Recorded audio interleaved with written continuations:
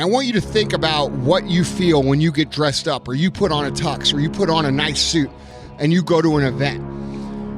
And I want you to think about how that feels. I want you to think about how powerful you feel, how successful you feel, even if you're not. What if you woke up every single day with that feeling? What if you woke up every single day with that confidence? What if you woke up every single day feeling like the baddest motherfucker in the room, and you walked around with that everywhere you went? How different would your life be? How different would your relationships be? How different would your career be?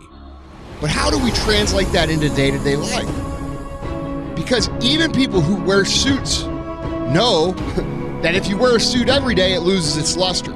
If you wear a tux every day, they call you a waiter. It's not the tuxedo, it's not the dress, it's not the suit that makes you feel that way. It's the pride and your attention to detail. And this is how successful people cultivate this feeling over the course of their everyday life.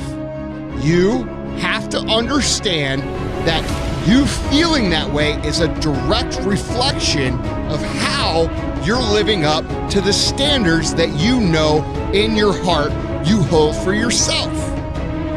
If you miss a workout, if you miss meals, if you do a half-ass job at your work, if you do a half-ass job at home, guess what?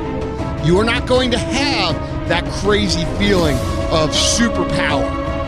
Here's the good news. It's very easy to cultivate this. It starts when you get up in the morning. It starts with taking pride in your appearance. It starts with taking pride in your job. It starts with taking pride in your discipline that you know you need to have to become the person that you want to become. Right now is when everybody else quits. Right now is when everybody else is going to fall behind. Right now is when everybody else decides to do something that's easier or faster or not as hard. And that's what gets you ahead. That's what gets you to have pride. Because those struggles, those feelings, those things that are difficult, they are there to test you. You have to understand that struggle is a privilege. Hardship is a privilege. You have to take pride in not quitting when other people are going to quit. You have to take pride in executing your job to the very best of your ability. Negative emotion, negative frustration is compounded. If you can't figure out how to create a good situation out of a situation where you're having difficulty, you are in for a long ass kicking. Your whole life is going to be a fucking train wreck.